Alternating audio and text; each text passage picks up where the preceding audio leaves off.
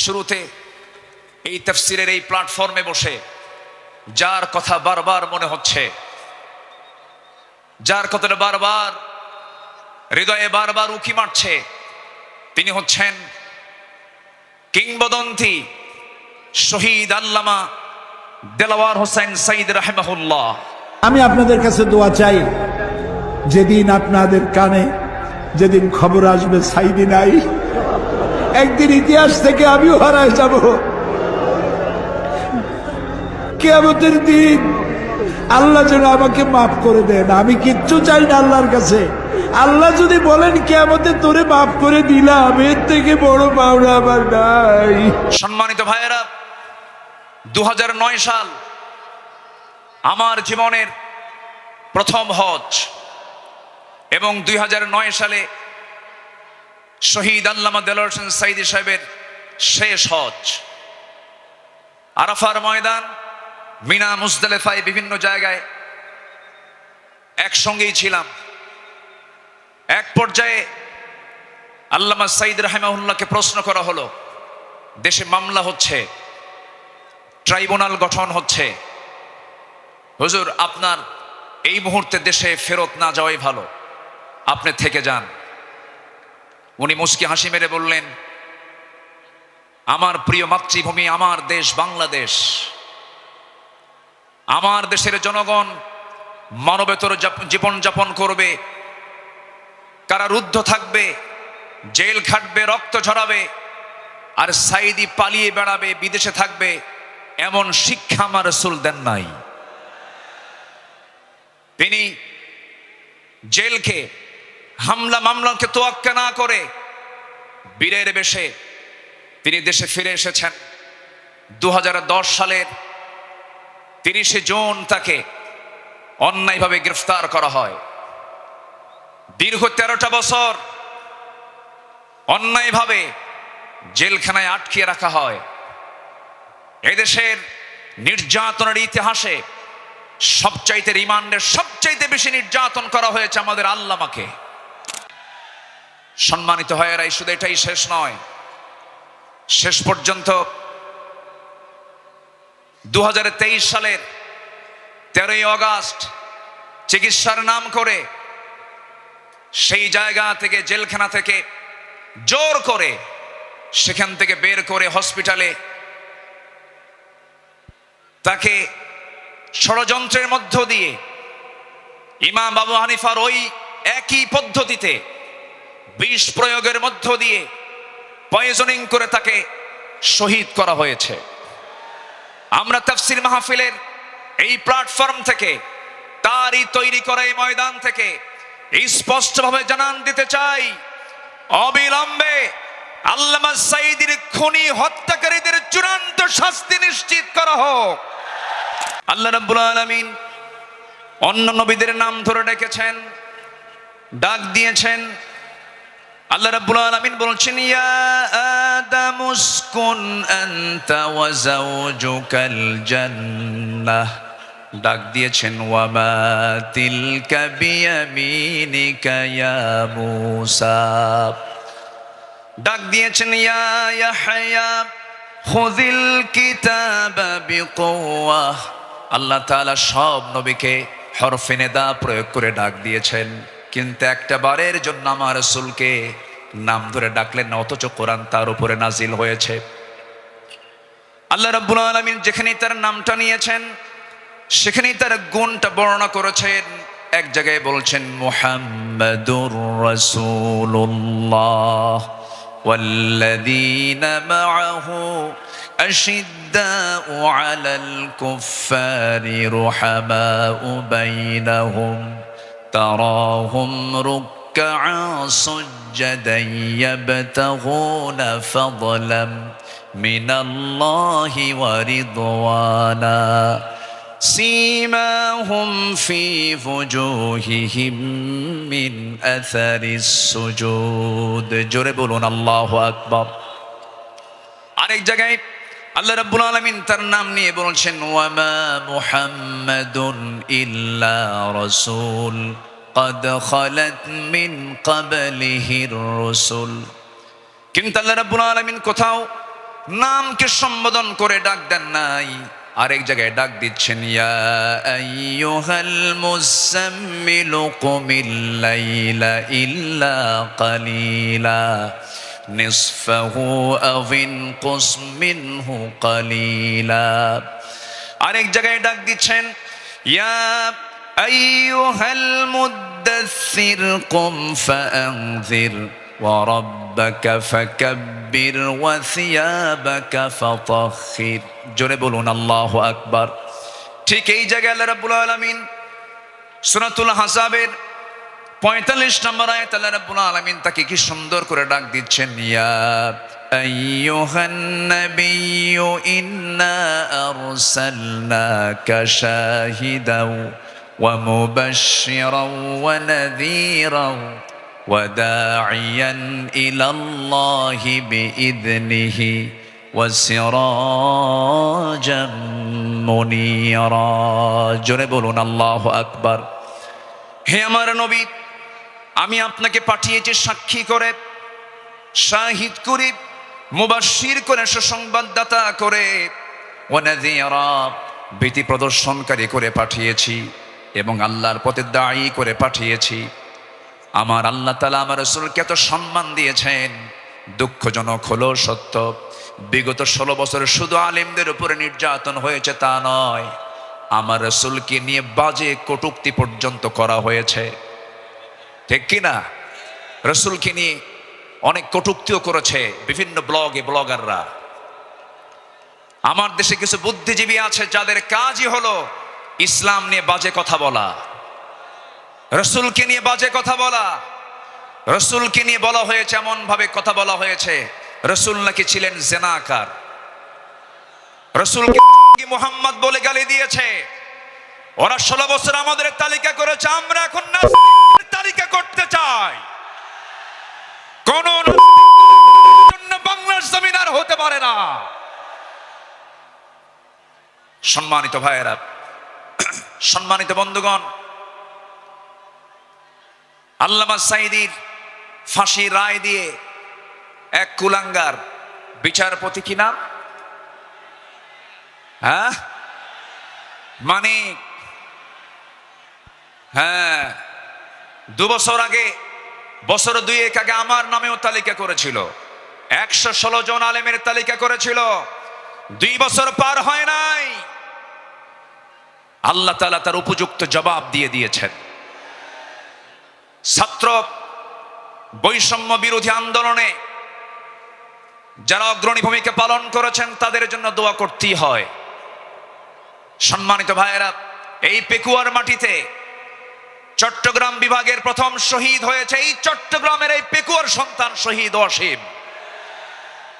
শহীদ অসীমের বাবা আছে কিনা জানি না, তাদের রক্তের বিনিময়ে, তাদের ত্যাগের বিনিময়ে এই বিজয় এসেছে। যুবকরা, তোমরা কোন আদর্শ আর লালন করতে যাবে না। যুবকরা, তোমরা বিজয় পেয়েছো, এই বিজয়কে ধরে রাখার জন্য একটা আদর্শ লালন করতে হবে, সেটা হচ্ছে মুহাম্মদ সাল্লাল্লাহু আলাইহি ওয়াসাল্লাম, তাহলেই সফল হবে। লাকাদ কানা লাকুম ফি রাসূলিল্লাহি উসওয়াতুন হাসানা লিমান কানা ইয়ারজুল্লাহ ওয়াল ইয়াউমাল আখির ওয়া যাকারাল্লাহা কাসীরা। সম্মানিত যুবকরা, আজকের মাহফিলে বেশি যুবকরা, ওই নেতৃত্বের মুখে তোমরা থুতু মারো যে নেতা তোমাকে নামাজের কথা বলে না, যে নেতা তোমাকে পরকালের কথা শোনায় না, যে নেতা তোমার হাতে অস্ত্র তুলে দেয়, যে নেতা তোমার হাতে নারী তুলে দেয়, ইয়াবা তুলে দেয়, মাদক তুলে দেয়, ওই সমস্ত নেতৃত্বের মুখে আমরা জুতা মারি, থুতু মারি। রাজি আছেন কারা কারা? হাত উঁচু করে দেখা।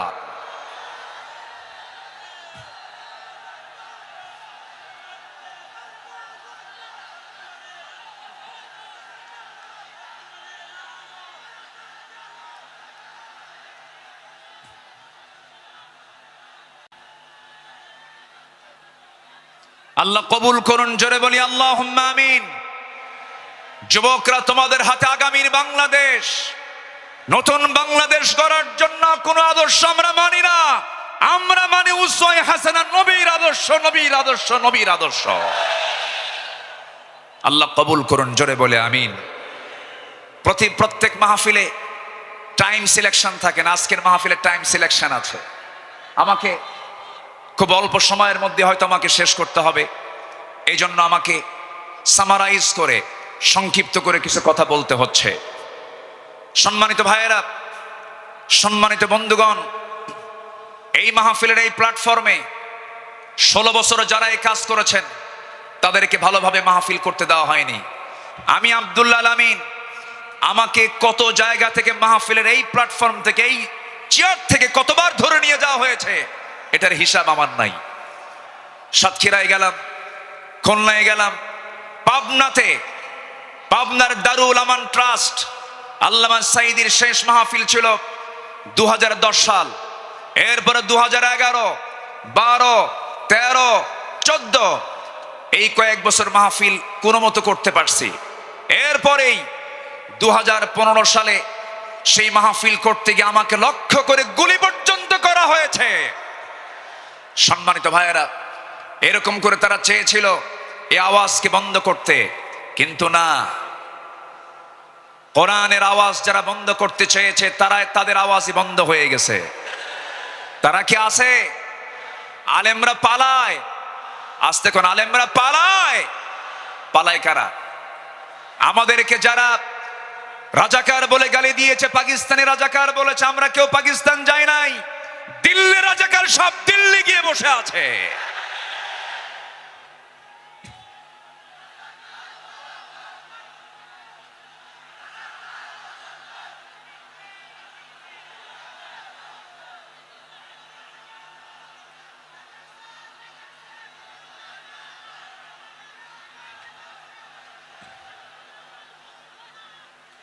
সম্মানিত হাজিরিন, সম্মানিত ভাইয়েরা, তাহলে আমাদের আদর্শ, আমাদের চেতনা, আমাদের মূল নেতা একজন, তিনি হচ্ছেন মুহাম্মাদুর রাসূলুল্লাহ। মুহাম্মাদুর রাসূলুল্লাহ, রাসূলকে আমরা মানবো এক জায়গায় না সব জায়গায়? আসতে বলবেন না, এক জায়গায় না সব জায়গায়? সব জায়গায়। রাসূলকে নামাজে মানবেন, রাসূলকে রোজায় মানবেন, রাসূলকে দাড়িতে মানবেন, রাসূলকে মিষ্টি খাওয়াতে মানবেন, রাসূলকে আপনি উহুদে মানবেন না, রক্ত ঝরাতে মানবেন না, দাঁত ভাঙবেন না, রাষ্ট্র পরিচালনায় রাসূলকে মানবেন না। আপনি উম্মত নন, আপনি ভণ্ড, আপনি প্রতারক। রাসূলকে সব জায়গায় মানতে হবে, তিনি আমার মডেল। আল্লাহ তাআলা আমাকেই শুধুমাত্র সেই নেতৃত্বে মানতে দিয়েছেন, মানার জন্য অর্ডার দিয়েছেন, তিনি হচ্ছেন মুহাম্মদ সাল্লাল্লাহু। ঘটনা কি এখানে কি হয়েছে শোনা যায় না নাকি? কোনো সমস্যা, কোনো অসুবিধা নাই তো? বলি আলহামদুলিল্লাহ। কিন্তু এই সাইডটা কন্ট্রোল হচ্ছে না। নিজামি কোথায়? এই সাইডটা আওয়াজ হচ্ছে বারবার। মেহেরবানি কোনো কথা না বলি, মেহেরবানি করে এই সাইডটা একটু বন্ধ রাখুন, আওয়াজটা বন্ধ রাখুন। সম্মানিত ভাইয়েরা, সম্মানিত বন্ধুগণ, একটু আমার দিকে তাকান। সম্মানিত ভাইয়েরা, রাসূলুল্লাহর আদর্শ কেমন ছিল? আমার নবীজির চারিত্রিক সনদ পৃথিবীর কোনো একাডেমি দেয়নি। আমার নবীজির চারিত্রিক সনদের সার্টিফিকেট দিয়েছেন স্বয়ং কে? আসতে বলবেন না, তিনি কে? আল্লাহ তাআলা। আল্লাহ রাব্বুল আলামিন তার শানে বলেছেন, وَإِنَّكَ لَعَلَى خُلُقٍ عَظِيمٍ فَسَتُبْصِرُ وَيُبْصِرُونَ। আমার বন্ধুগণ, রাসূলকে যখন মক্কার কাফের মুশরিকরা নানাভাবে কটূক্তি করা শুরু করে দিল, কেউ বলল লেস কাটা, কেউ বলল নির্বংশ, কেউ বলল নতুন ধর্মের প্রবর্তক, রাসূল কিনে আজে বাজে কথা যখন বলা শুরু হয়ে গেল, আমার নবীর শানে আল্লাহ রাব্বুল আলামিন সূরা কালাম নাজিল করে সব সুস্পষ্ট জানায় দিলেন, হে রাসূল, আপনাকে যে যা বলে বলুক, কোনো হতাশ হবেন না, কোনো চিন্তা করবেন না, আপনি হলেন সুমহান চরিত্রের অধিকারী। জোরে বলি সুবহানাল্লাহ। রাসূলকে উপহার দিলেন সূরা কাউসার। যারা পারেন ঠোঁট মিলিয়ে বলুন, ইন্না আ'তাইনাকাল কাউসার ফাসাল্লি লিরাব্বিকা।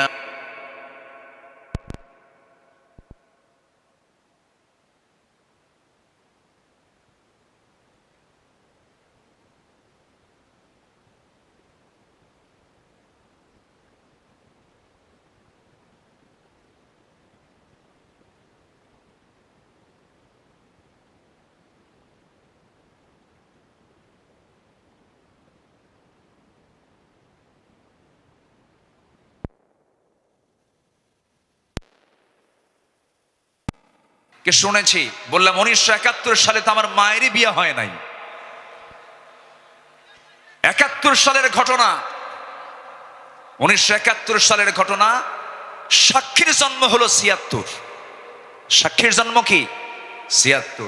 তাহলে এই সাক্ষী 71-এর ঘটনা দেখলো কেমনে? রুহের জগৎ থেকে দেখছে।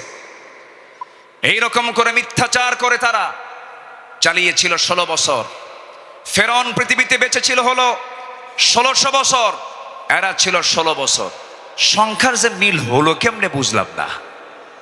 একটা সংখ্যার মিল আছে না নাই? চরিত্রেরও মিল আছে। ফেরাউনের একটাই সমস্যা ছিল, সেটা হলো আমাকে ক্ষমতায় থাকতেই হবে, প্রয়োজনে আমার মানুষ দরকার নেই, মেরে শেষ করে দেব। ইউযাব্বিহুনা আবনাআকুম ওয়া ইস্তাহইয়ুনা নিসাআকুম। ফেরাউন কি করেছিল? জীবিত মায়ের পেট চিরে ছেলে সন্তানগুলোকে হত্যা করেছিল। এই পৃথিবীতে হত্যা রাজনীতি, ক্ষমতাকে পাকাপোক্ত করার জন্য হত্যা রাজনীতি প্রথম শুরু করেছিল ফেরাউন। আর যারা পৃথিবীতে হত্যা রাজনীতি করে তারা সবগুলো ফেরাউনদের প্রেতাত্মা। ফেরাউনকে আমরা বিদায় জানিয়ে দিয়েছি। সেদিন এক মাহফিলে বললাম এই কথা, একজন সামনে থেকে দাঁড়ালো, হুজুর ওটা ছিল পুরুষ ফেরাউন আর আমাদের দেশেরটা ছিল হলো লেডিস ফেরাউন। সম্মানিত ভাইয়েরা, আমার নবীজির যে আদর্শের দিকগুলো আমি আলোচনা করতে চাচ্ছি, নাম্বার 2 হচ্ছে আমার নবী হচ্ছেন 1 নাম্বার বিশ্ব শ্রেষ্ঠ চরিত্রে তিনি অধিকারী। নাম্বার 2 হলো আমার নবীজির সালাত ছিল সবার চাইতে কম না বেশি? তিনি সেজদা দিয়েছেন কম না বেশি? সবচেয়ে বেশি সেজদা দিয়েছেন মুহাম্মাদুর রাসূলুল্লাহ। মুহাম্মাদুর রাসূলুল্লাহ তিনি বলেছেন ওয়াজুইলা কুররাতু আইনি ফিস সালাহ। রাসূলের কাছে নামাজ ছিল হলো চক্ষু শীতলকারী। নাসাই শরীফের হাদিস। সম্মানিত ভাইয়েরা, আমার নবীজির নামাজ ছিল অনেক লম্বা। তিনি যখন নামাজে দাঁড়িয়ে পড়তেন লম্বা সময় নিয়ে নামাজ পড়তেন। সেজদায় যখন যেতেন তার চোখের পানি এত পড়তো যায় নামাজ ভিজে যেত। এবং তিনি যখন কাঁদতেন, হাদিসে এসেছে তার কান্নাটার আওয়াজ এমন হতো চুলার উপরে পানি গরম দিলে যেমন টকবকের একটা আওয়াজ হয়, আমার নবীজি যখন কাঁদতেন তখন টকবক করা পানির মতো আওয়াজ হতো আমার নবীজির মুখ থেকে। তিনি এত কাঁদতেন, অথচ তার জীবনের কোনো গুনাহ ছিল না। তিনি কাঁদতেন অঝরে ঝাড়ায়, সেজদায় পড়ে পড়ে ঘন্টার পরে ঘন্টা। কোন এক রাতের আধারে আমার নবীজি সেজদায় পড়ে কাঁদতেছেন, পাশে বসে আছেন আম্মা জান আয়েশা সিদ্দিকা রাদিয়াল্লাহু তাআলা আনহা। আমার নবীজি লম্বা সময় সেজদার মধ্যে পড়ে আছেন, তিনি সেজদা থেকে মাথা ওঠান না। নবীজির কোনো আওয়াজ নাই, নবীজির কোনো শব্দ নাই। ঘন্টা পার হয়ে যায়, আম্মা জান আয়েশা মনে করছেন রাসূল বুঝে ইন্তেকাল করলেন কিনা। নবীজির গায়ে চিমটি কাটলেন, চিমটি কাটার সঙ্গে সঙ্গে তিনি নড়ে উঠলেন। সালাম ফেরা শেষ হলো, রাসূল বলছেন আয়েশা তুমি আমাকে চিমটি কাটলে কেন? হুজুর আপনি নড়াচড়া করেন না, আমি আপনাকে চিমটি কেটে বুঝলাম আপনি জীবিত আছেন কিনা। রাসূল বলছেন আয়েশা রে, কাল হাসরের ময়দানে আল্লাহ যদি আমাকেও পাকড়াও করেন, পার পাওয়ার আমারও কোনো উপায় থাকবে না, কিন্তু ইল্লা ইয়াতাগাম্মাদানি আল্লাহ, কিন্তু আল্লাহ পাক আমাকে রহমতের চাদর দিয়ে আমাকে আবৃত রাখবেন। জোরে বলি সুবহানাল্লাহ। নবীজি ছিলেন নাম্বার 3 সর্বশ্রেষ্ঠ সম পালনকারী। তিনি সারা জীবন প্রতি সোমবার এবং বৃহস্পতিবার তিনি সম পালন করতেন।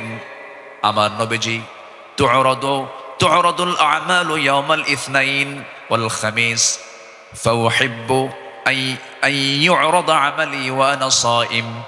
আমার নবীজির সোমবার এবং বৃহস্পতিবার তার রোজা কখনো বাদ হতো না। শাবান মাসে সবচেয়ে বেশি তিনি রোজা পালন করেছেন। যুবকরা, যৌবনকে কন্ট্রোল করতে হবে। তোমার যৌবন নষ্ট করা যাবে না। তোমার চরিত্র সাইয়েদনা ইউসুফের মতো হতে হবে। আগামীর নেতৃত্ব দিতে গেলে বিবাহ পূর্ব কোনো অবৈধ রিলেশন করা যাবে না, নোংরামি করা যাবে না। কিছু যুবক আছে দেখতে পাবে, গার্লস স্কুলের সামনে যায় কিছু যুবক আছে ইতিমের মতো বসে থাকে। আছে না? কিছু আছে না? নাই? ইতিমের মতো বসে থাকে, বাপও নাই মাও নাই।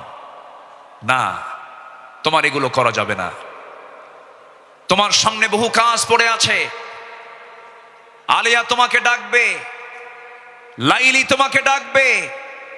সাইয়েদনা ইউসুফের চরিত্র নিয়ে রাজুলুন ইযা দাআতহু ইমরাতান যাত হাসাবিন ওয়া জামালিন ইন্নী আখাফুল্লাহ। যখন তোমাকে কোনো সুন্দরী নারী যখন প্রেমের প্রস্তাব দিবে, কুপ্রস্তাব দেবে, তুমি বলে ফেলবে আমি কাকে ভয় করি? আল্লাহকে ভয় করি। এই চরিত্র নিয়ে তোমাকে এগুতে হবে। তোমার যৌবনকে কন্ট্রোল করার জন্য যদি কষ্ট হয় তোমার খুব বেশি, প্রয়োজনে রোজা রেখে দেবে। বলেছেন মুহাম্মদ সাল্লাল্লাহু আলাইহি ওয়াসাল্লাম, চরিত্রকে ধ্বংস করা যাবে না। ইউরোপ আমেরিকার সবচাইতে বড় ষড়যন্ত্র হলো, ইউরোপ আমেরিকার সবচাইতে বড় ষড়যন্ত্র হলো মুসলিম সমাজকে উলঙ্গ করে ঘর থেকে বের করে দেওয়া। অ্যাটম বম যতটুকু না ক্ষতিকর, তার চাইতে বড় ক্ষতিকর হলো আমেরিকার হলিউড, ভারতের বলিউড। যুবকরা, ওই সমস্ত নোংরামি তোমার জীবনে আনা যাবে না। তোমার মাথার চুল থেকে শুরু করে নিয়ে পা পর্যন্ত প্রত্যেকটা জায়গায় থাকতে হবে নবীর আদর্শ। কিসের আদর্শ? নবীর আদর্শ। মাথার চুল ইদানিং দেখা যায় মাথার চুলগুলো কাটে কেমন করে জানি, দুই দিকে চুল নাই, পিছনেও চুল নাই, একেবারে চামড়া বের করা, মাথার উপরে গোল কইরা একদম নারিকেল জিনজিরা। আছে না নাই? আছে না নাই? একদম গোল করে রেখে দেয়। যখন বলা হয় এই ছেলে তুমি যে মাথার চুলটা এরকম করে রাখছো, এই মডেলটা পাইছো কোথায়? হুজুর বুঝবেন না। মেসি। তুমি কে? নেইমার। তুমি কে? কুত্তা। কারণ নেইমার মেসিরা তো কুত্তা নিয়ে শুয়ে থাকে, ঠিক কি না? ওরা কুকুর নিয়ে শুয়ে থাকে। তারা তোমার আদর্শ নয়। শার্টের সাইজ নাই, প্যান্টের সাইজ নাই, নতুন প্যান্ট কিনে আনে হাঁটু ফাটা। কি আমি কি ভুল বলতেছি? নতুন প্যান্ট কিনে আনে কি ফাটা? হাঁটু ফাটা। হাঁটুতে কাপড় নাই। ওই পোশাক পরে কি নামাজ হবে? আসতে বলো, ওই পোশাক পরে কি নামাজ হবে? হবে না। নামাজ হতে হলে আগে সতরটা ঢাকতে হবে। অনেকদিন আগে এক মসজিদে ঢুকলাম আমি, নামাজ শুরু করব, ঢুকেই তো 2 রাকাত নামাজ। আমাদের দেশে বিভিন্ন মসজিদে লেখা থেকে লাল বাতি জ্বলাকালীন অবস্থায় নামাজ নিষেধ। এটা মানবেন না। আমার নবীজির সুন্নাহ যদি মানেন তাহলে মসজিদে ঢুকেই কয় রাকাত নামাজ পড়েছেন মুহাম্মদ সাল্লাল্লাহু আলাইহি ওয়াসাল্লাম। তো আমি ভিতরে ঢুকে নামাজ শুরু করবো, দেখি সামনে এক যুবক নামাজে দাঁড়াইছে, এরকম একটা প্যান্ট আর শার্ট নিয়া। তো ভাবলাম দেখি ওর নামাজটা আগে দেখি। রুকুতে যখন গেছে, রুকুর ঠেলায় দেখি শার্ট উপরে, প্যান্টটা নিচের দিকে, মাঝখানে ফাঁকা। তো ভাবলাম এই তো রুকুর হাল, সেজদায় যে কি হবে আল্লাহ জানে। সেজদায় যখন গেছে তখন দেখি প্যান্ট খুলে আন্ডার প্যান্ট বের হইছে। এই হলো পোশাকের হাল। এই জাতীয় কোনো পোশাক যুবকরা পরবে না। তোমার সূরত এবং সিরাত হতে হবে নবীর আদর্শ উজ্জীবিত, নবীর আদর্শের মতো হতে হবে, নবীর আদর্শকে লালন করতে হবে। সম্মানিত ভাইয়েরা, নাম্বার 4, আমার নবী ছিলেন অশেষ দানশীলতার শ্রেষ্ঠ একটা উদাহরণ। তিনি বেহিসাবি দান করতেন, কিচ্ছু রাখতেন না, সব দিয়ে দিতেন দিন প্রতিষ্ঠার সংগ্রামে। রাসূল যেদিন মারা যাবেন, আমার নবীজির ইন্তেকালের সময় হয়ে গেল, নবীজি দুনিয়া থেকে বিদায় নেবেন।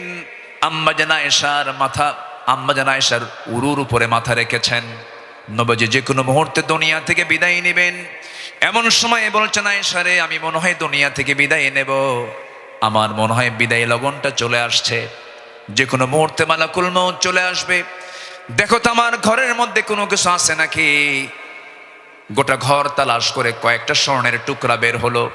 আমার নবীজি হাতের তালুতে নিয়ে বললেন, আয়েশা, এতটুকুন সম্পদ আমি রাখতে চাই না, এতটুকুন সম্পদ আমি একামতে দিনের কাজে আমি দান করে দুনিয়া থেকে বিদায় হতে চাই।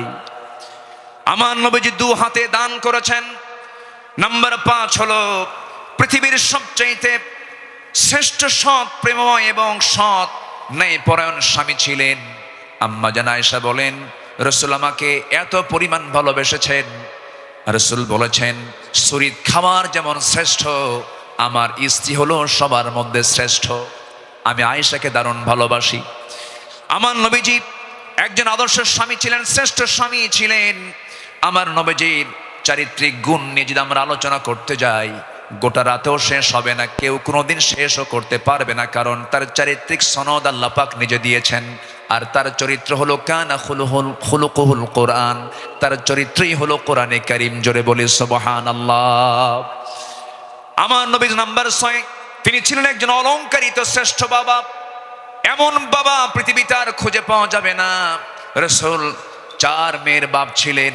কয় মেয়ের বাপ ছিলেন বলেন? আস্তে কয় মেয়ের বাপ ছিলেন? আল্লাহ পাক আমাকেও আপনাদের দোয়ায় 4টা মেয়ের বাবা আমাকে বানিয়েছেন। এত আস্তে আলহামদুলিল্লাহ বললেন, বিয়ে কি আপনি দিবেন নাকি? এটা জোরে বলেন না আলহামদুলিল্লাহ। হ্যাঁ, 4টা মেয়ের বাবা ছিলেন মুহাম্মদ সাল্লাল্লাহু আলাইহি ওয়াসাল্লাম। নবীজি মেয়েদেরকে বিয়ে দিয়েছেন। সাইয়েদনা ওসমানকে মেয়ে দিয়েছেন, আবার সাইয়েদনা আলীকেও মেয়ে দিয়েছেন।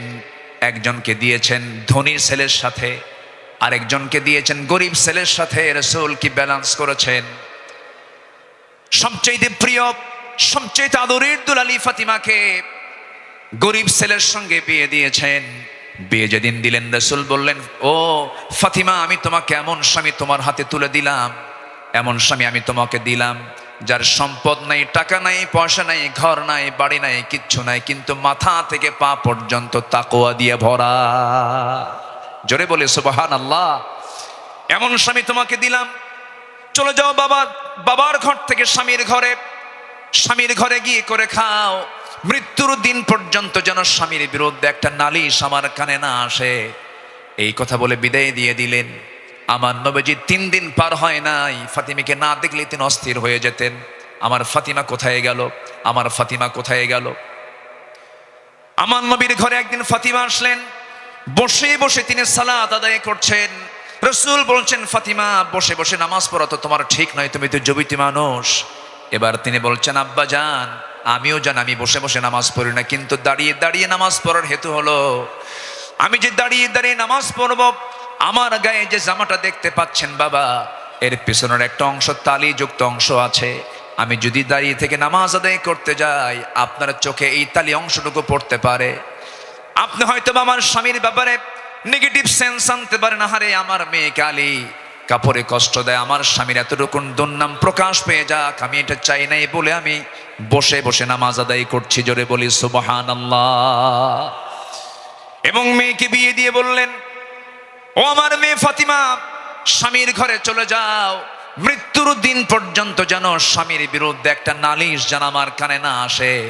সংসার করে খাও। বিয়ের পরে বাবার ঘরের চাইতে শ্রেষ্ঠ ঘর হলো স্বামীর ঘর, স্বামীর ঘরে করে খাও।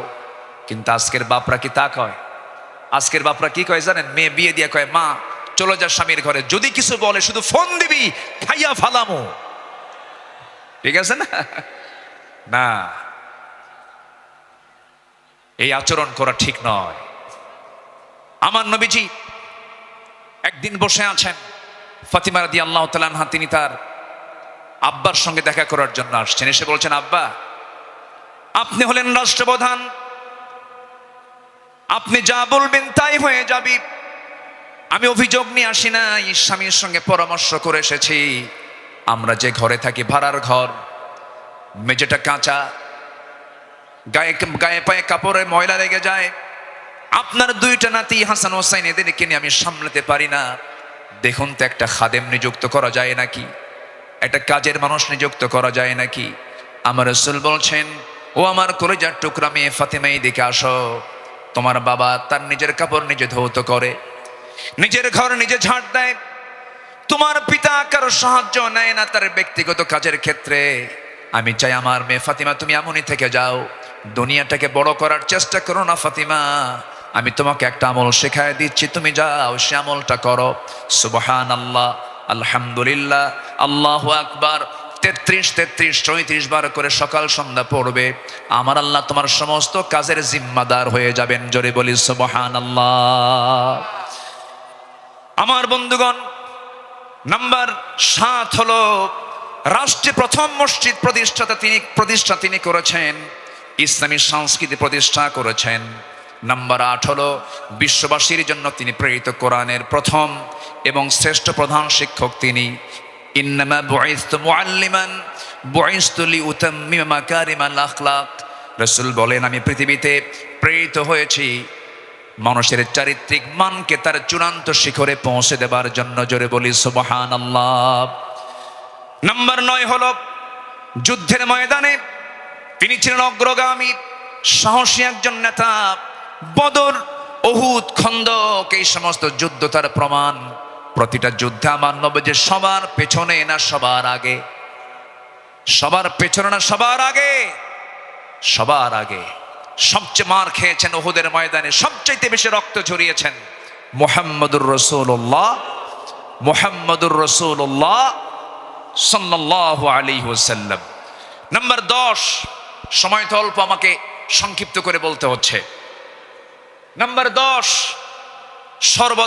সর্বদা তওবার জন্য অস্থির চিত্তের অধিকারী, অস্থির মনের অধিকারী। সর্বদা তিনি তওবা করতেন এবং তিনি বলতেন, তুবু ইলাল্লাহ ফাইন্নী আতুবু ফিল ইয়াউমি মিআতা মাররা।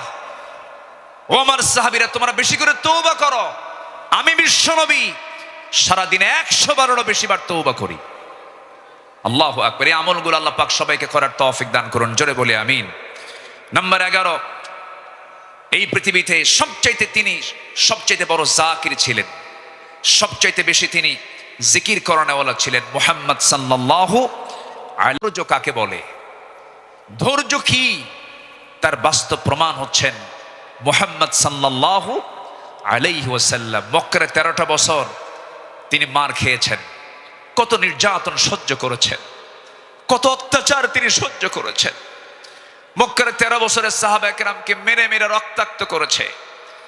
খাব্বাবকে মেরে জ্বলন্ত অঙ্গার পিঠের মধ্যে ঢুকে গেছে, চর্বি দিয়ে অঙ্গার নিভে গেছে, তবুও তাদের মুখ থেকে একবারের জন্য বাদ যায়নি লা ইলাহা ইল্লাল্লাহ। কি ধৈর্যশীলতার তিনি পিরামিড ছিলেন, ধৈর্যের এক পিরামিড ছিলেন মুহাম্মদ সাল্লাল্লাহু আলাইহি ওয়াসাল্লাম। মক্কার মাটিতে নির্যাতন করা হয়েছে সাহাবে কেরামদের উপরে, অমানবিক পাশবিক অত্যাচার করা হয়েছে, কিন্তু এক চুল পরিমাণ তারা নড়েন নাই। বেলালের কথা কে না জানেন, সুমাইয়ার কথা কে না জানেন, ইয়াসার পরিবারের কথা কে না জানেন। এই সমস্ত সাহাবে কেরামের রক্তদানের মধ্য দিয়ে দিন কায়েম হয়েছে।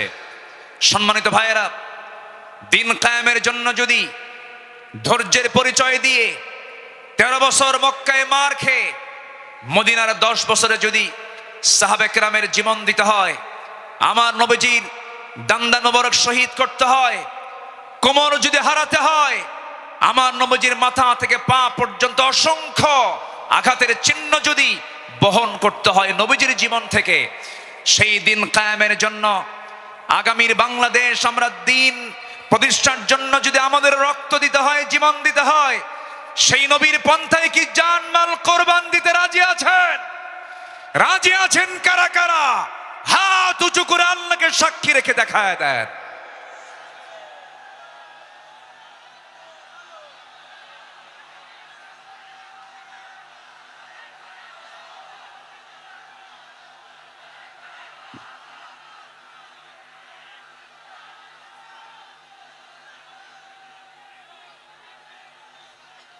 আল্লাহ কবুল করুন। জোরে বলে আমিন, আরো জোরে আমিন।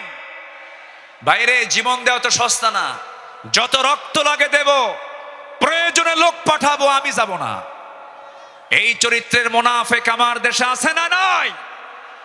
আবু সাইদরা জীবন দেয়, আমার দেশের কিছু মুফতিরা ফতুয়া দেয়, ও তো শহীদ হয় নাই।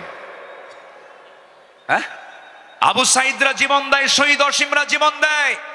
আমার দেশের কিছু ফতুয়া সন্ত্রাস, এগুলো ফতুয়া সন্ত্রাস। এরা ফতুয়া দেও নাকি শহীদ হয় নাই। তুমি কোন কসু করছো? আমার দেশে 16 বছর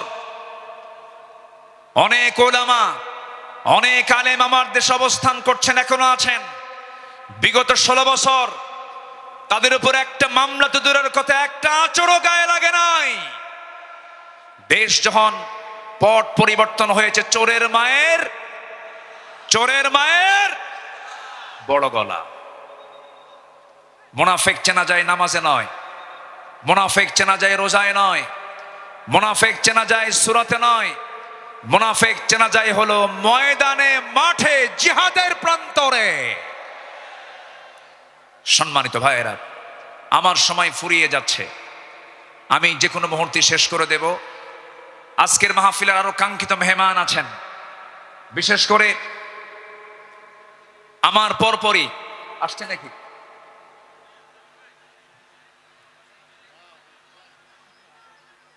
হ্যাঁ, আচ্ছা, জি। বিশেষ করে এদেশের ইসলামী আন্দোলনের জীবন্ত শহীদ তালহা বিন ওবায়দুল্লাহর যোগ্য উত্তরসূরি ডক্টর শফিকুল ইসলাম মাসুদ হাফিজাহুল্লাহ, তিনি অল্প সময়ের মধ্যে আমাদের মাঝে আসবেন। জোরে বলি ইনশাআল্লাহ, জোরে বলি ইনশাআল্লাহ। তার বয়ান ছিল মাগরিবের পরে, উনি আসতে একটু পথে জ্যামের কারণে দেরি হচ্ছে বিধায় আমি আগেই উঠেছি। উনি ওনার তেজোদ্দীপ্ত হৃদয়ের খোরাক আপনাদের জুটাবেন। জোরে বলি ইনশাআল্লাহ, আরো জোরে বলি ইনশাআল্লাহ। সম্মানিত হাজিরিন, নাম্বার 12 যে গুণটার কথা বলছিলাম, আমার নবী ছিলেন ধৈর্যশীলতার এক মূর্ত প্রতীক। তায়েফের ময়দানে গিয়ে রসুল দাওয়াত দিতে গিয়ে ফুল পেয়েছেন না পাথর পেয়েছেন? আসতে কয়, ফুল পেয়েছেন না পাথর পেয়েছেন? পাথর পেয়েছেন।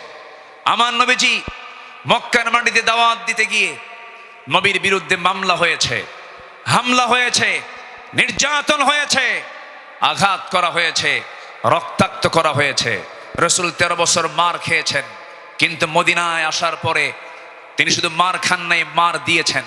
এখান থেকে প্রমাণ হয় মায়ের খাওয়া যেমন সুন্নাত, মায়ের দেওয়া তেমন সুন্নাত। প্রয়োজনে বাতিল শক্তিকে আঘাত করার জন্য মায়ের দিতে হবে। রাজি আছেন কারা কারা? হাত উঁচু করে দেখান।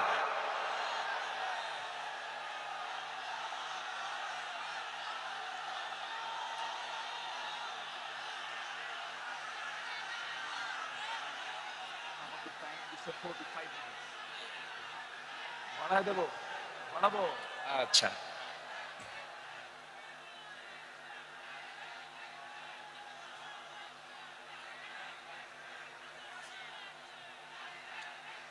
যে আমি তো দাঁড়াতে বলিনি, আমি তো দাঁড়াতে বলিনি ভাই।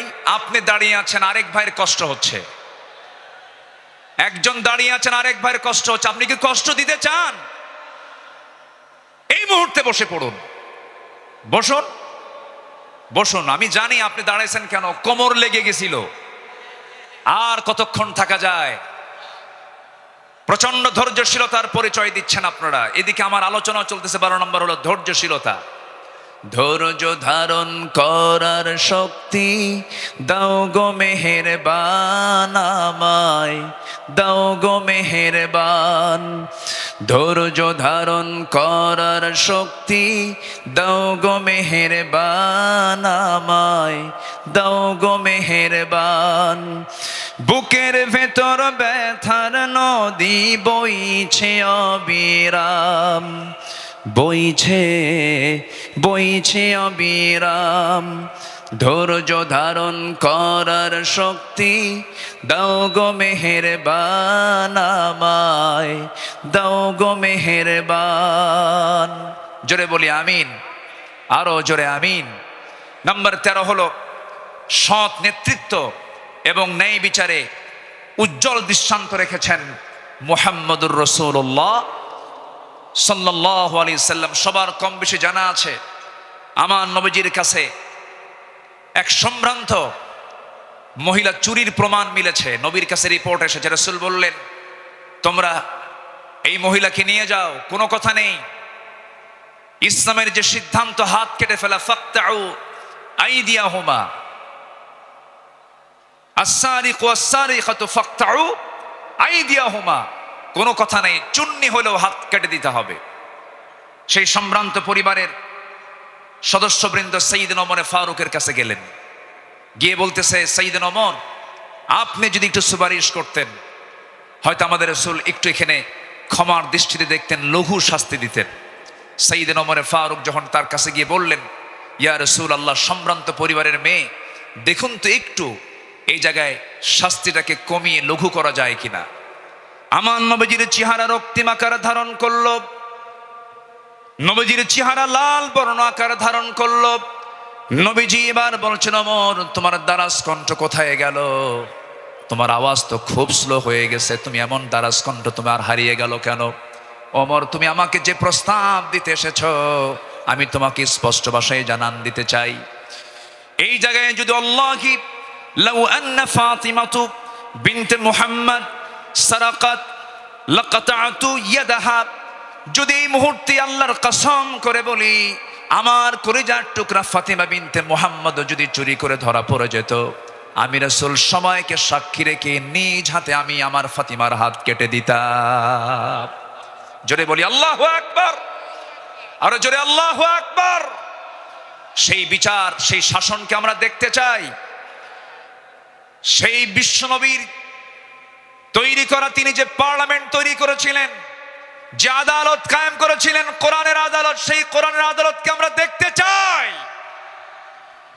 তাহলে আমরা সৎ এবং যোগ্য নেতৃত্ব কায়েম করব, সেই কাজে আমরা নিজেকে প্রস্তুত করব। জোরে বলি ইনশাআল্লাহ, আরো জোরে বলি ইনশাআল্লাহ।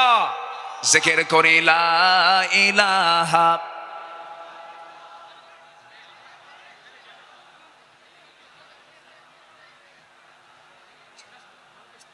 আসছে, আরো জোরে লা ইলাহা, আরো জোরে সুবহানাল্লাহ ওয়ালহামদুলিল্লাহ, লা ইলাহা ইল্লাল্লাহ মুহাম্মাদুর রাসূলুল্লাহ সাল্লাল্লাহু। সবার কাছে দোয়া চাই, সবাইকে আমার জন্য দোয়া করবেন। সবার কাছে দোয়া আছে, সবার জন্য দোয়া করে আমি এখানে শেষ করছি। সুবহানাকাল্লাহুম্মা ওয়া বিহামদিকা আশহাদু আল লা ইলাহা ইল্লা আনতা আস্তাগফিরুকা ওয়া আতুবু ইলাইক। আসসালামু আলাইকুম।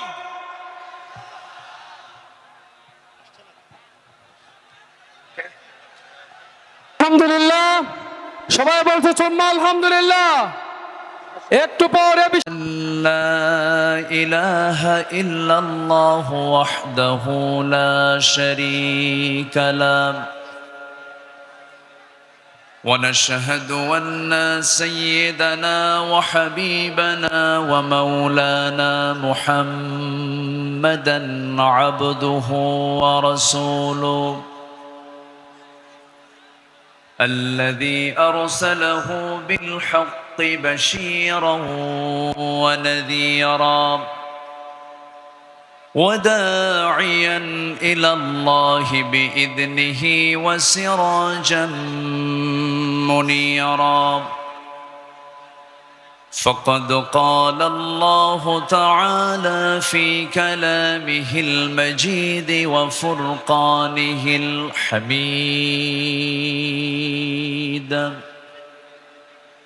أعوذ بالله من الشيطان الرجيم. بسم الله الرحمن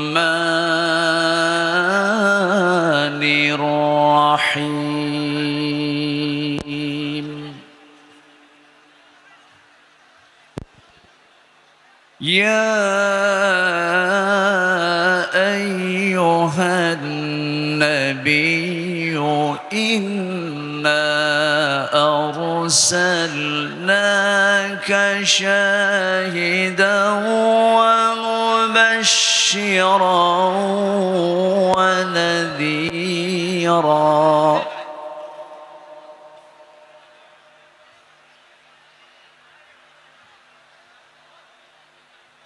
وداعيا إلى الله بإذنه وسراجا منيرا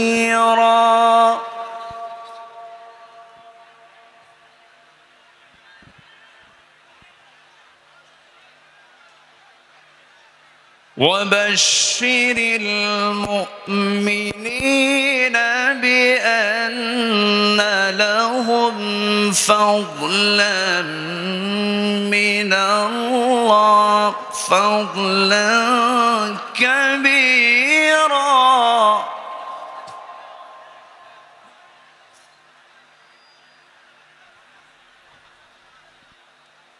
وبشر المؤمنين بأن لهم من الله فضلا كبيرا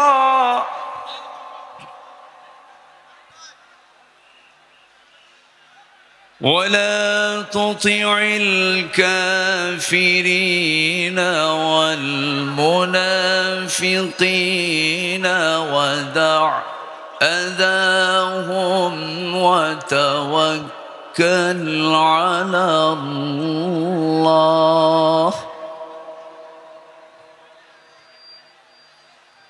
وكفى بالله وكيلا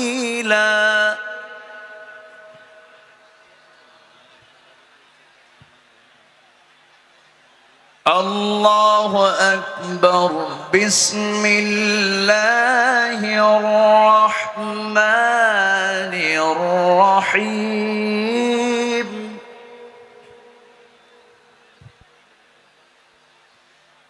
إن الله وملائكته يصلون على النبي يا أيها الذين آمنوا صلوا عليه وسلموا تسليما اللهم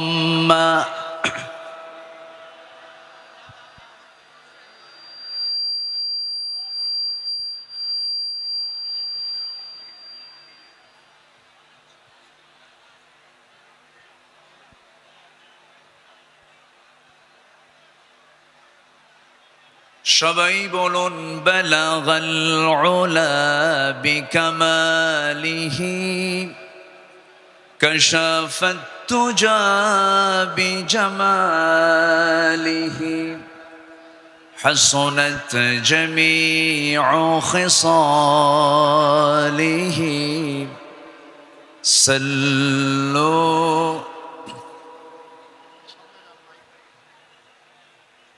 سورة يوسف بداري حكمة لقمان ما قارئ قرآن باري يهدي لسادمان ما بلغ العلا كشف التجى بجماله حسنت جميع خصاله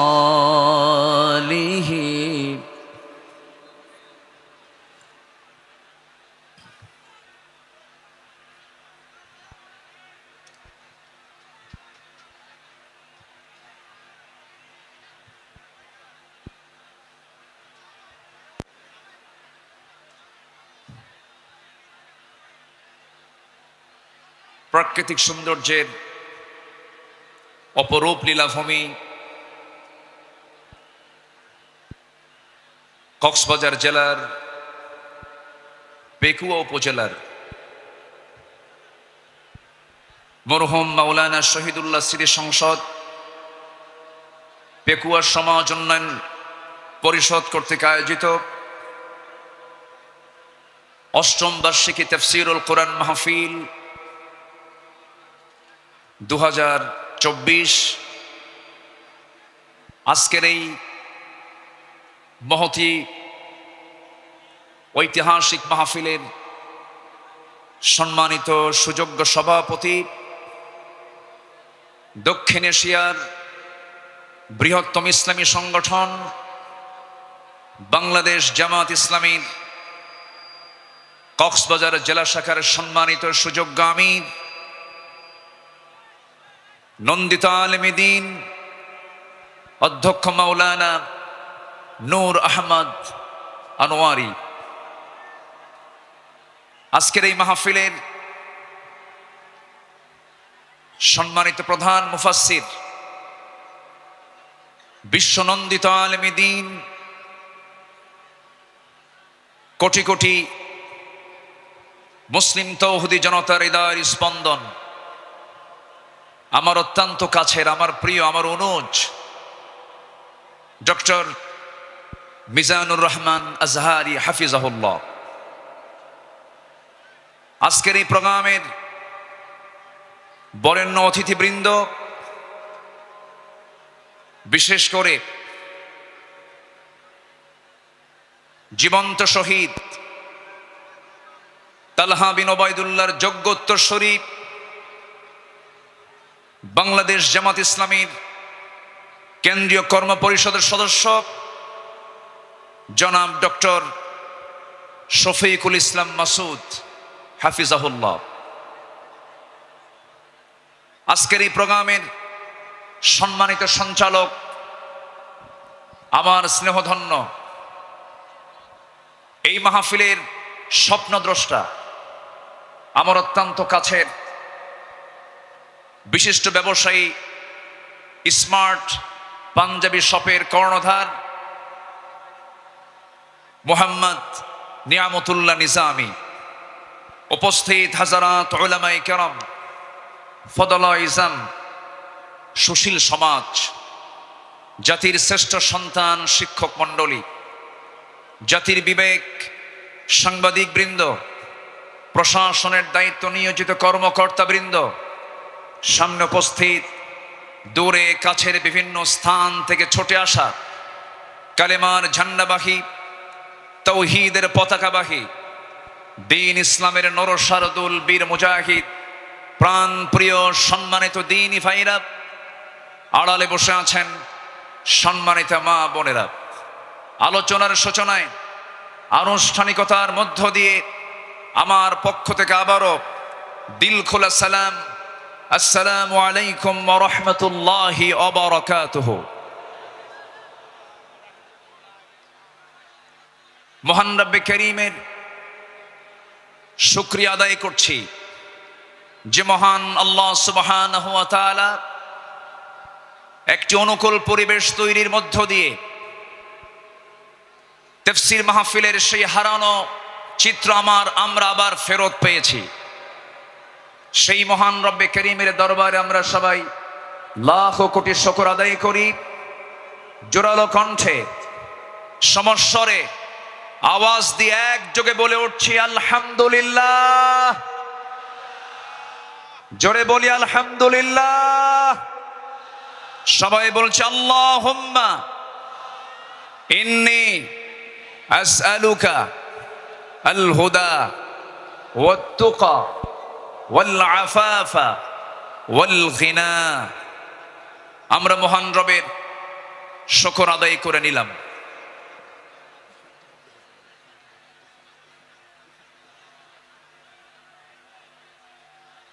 সম্মানিত হাজিরিন, আমি লক্ষ্য করছি আমার বামে এবং ডানে যারা ভলেন্টিয়ার আছেন, মেহেরবানি করে কোনো কথা না বলি।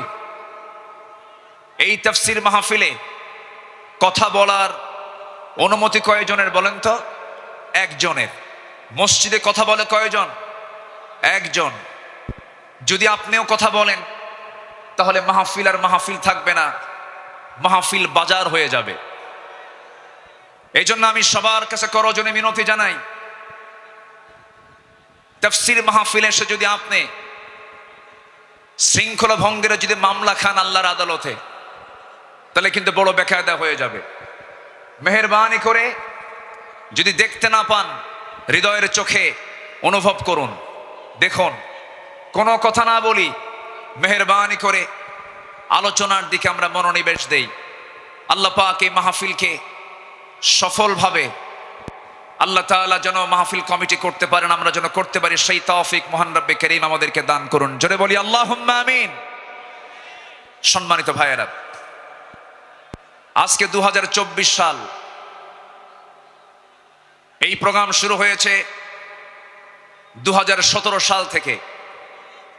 এই মাহফিলের শুরু থেকে নিয়ামতুল্লাহ নিজামী এই আয়োজন করে যাচ্ছেন।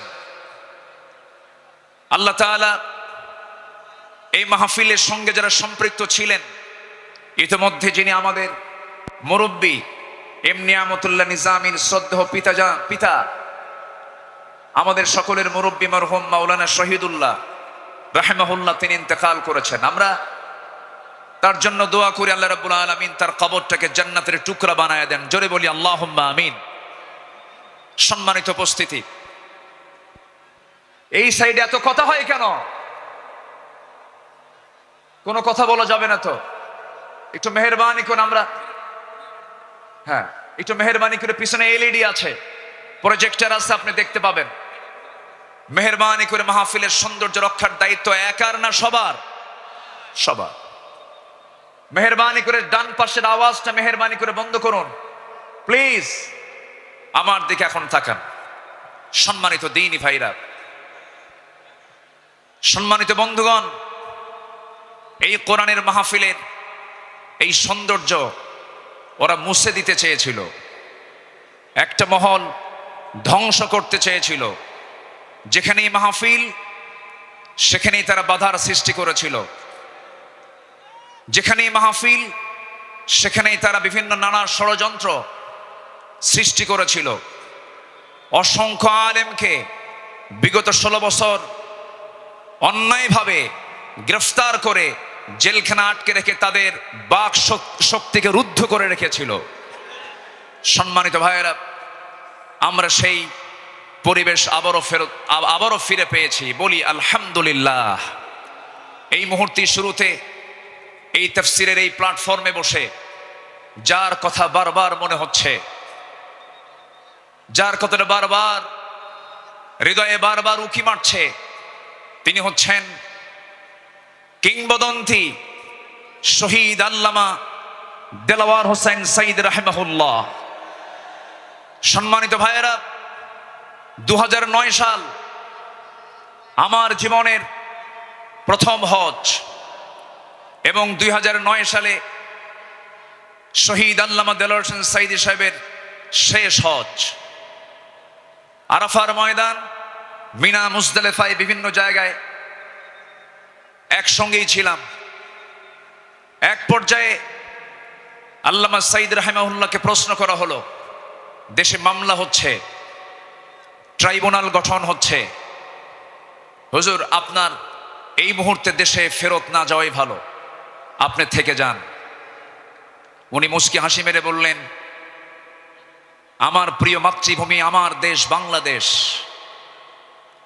আমার দেশের জনগণ মানবেতর জীবনযাপন করবে, কারারুদ্ধ থাকবে, জেল খাটবে, রক্ত ঝরাবে, আর সাঈদী পালিয়ে বেড়াবে, বিদেশে থাকবে, এমন শিক্ষা আমার রাসূল দেন নাই। তিনি জেলকে, হামলা মামলাকে তোয়াক্কা না করে বীরের বেশে তিনি দেশে ফিরে এসেছেন। 2010 সালের 30শে জুন তাকে অন্যায়ভাবে গ্রেফতার করা হয়। দীর্ঘ 13টা বছর অন্যায়ভাবে জেলখানায় আটকিয়ে রাখা হয়। এদেশের নির্যাতনের ইতিহাসে সবচাইতে রিমান্ডের সবচাইতে বেশি নির্যাতন করা হয়েছে আমাদের আল্লামাকে। সম্মানিত ভাইয়েরাই, শুধু এটাই শেষ নয়, শেষ পর্যন্ত 2023 সালের 13ই আগস্ট চিকিৎসার নাম করে সেই জায়গা থেকে, জেলখানা থেকে জোর করে সেখান থেকে বের করে হসপিটালে তাকে ষড়যন্ত্রের মধ্য দিয়ে ইমাম আবু হানিফার ওই একই পদ্ধতিতে বিষ প্রয়োগের মধ্য দিয়ে পয়জনিং করে তাকে শহীদ করা হয়েছে। আমরা তাফসীর মাহফিলের এই প্ল্যাটফর্ম থেকে, তারই তৈরি করা এই ময়দান থেকে স্পষ্টভাবে জানান দিতে চাই, অবিলম্বে আল্লামা সাঈদীর খুনি হত্যাকারীদের চূড়ান্ত শাস্তি নিশ্চিত করা হোক। রাজি আছেন কারা কারা? হাত উঁচু করে দেখান মুসলমান।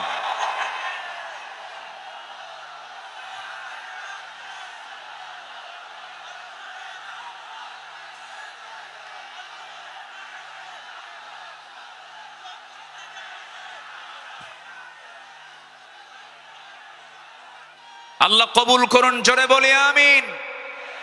3 অপরাধের কোনো ক্ষমা নাই। কয়টা? 3 অপরাধের কোনো ক্ষমা নাই। নাম্বার 1 কতলুন নফস, যারা হত্যাকারী তাদের কোনো ক্ষমা হতে পারে না। নাম্বার 2 আশ-শাইখুজ জানি, যারা বুড়ো জেনাকার, যারা বুড়ো হওয়ার পরও যারা জেনা করে তাদের কোনো ক্ষমা নাই। যারা দিন থেকে বের হয়ে যায় মুরতাদ, তাদের কোনো ক্ষমা নাই। সম্মানিত ভাইয়েরা, সম্মানিত বন্ধুগণ, সম্মানিত উপস্থিতি, আজকের এই উপস্থিতি প্রমাণ করে আগামীর দেশ কোরআনের দেশ, আগামীর দেশ ইসলামের দেশ। আল্লাহ কবুল করুন, জোরে বলে আমিন, আরো জোরে আমিন। আমার পরে আমাদের সবার কলিজার টুকরা মাজলুম দেশে থাকতে পারেন নাই, অনেক জুলুম তার উপর করা হয়েছে। ডক্টর মিজানুর রহমান আজহারি হাফিজাহুল্লাহ আসবেন, কিন্তু এইরকম যদি আপনারা সাইড টক করেন, কথা বলেন, যদি আওয়াজ করেন, আলোচকের কানে যদি সাইড আওয়াজ যদি চলে আসে, আলোচনা কি ভালো হতে পারে? তাহলে এই বিষয়টি একটু খেয়াল করার আমি অনুরোধ করব, একটু মেহেরবানি করে, কোনো আওয়াজ না করে, মেহেরবানি করে যে যেখানে আছেন মনোযোগ দিয়ে আমরা কথাগুলো শুনবো। জোরে বলি ইনশাআল্লাহ।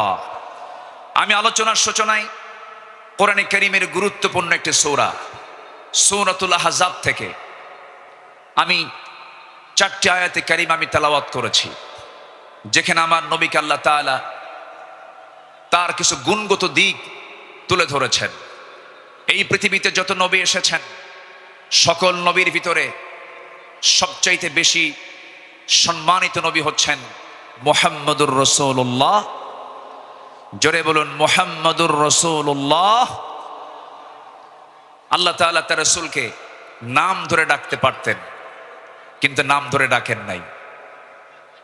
কি সম্মান দিয়েছেন! আমার নবীর সম্মানটা কত!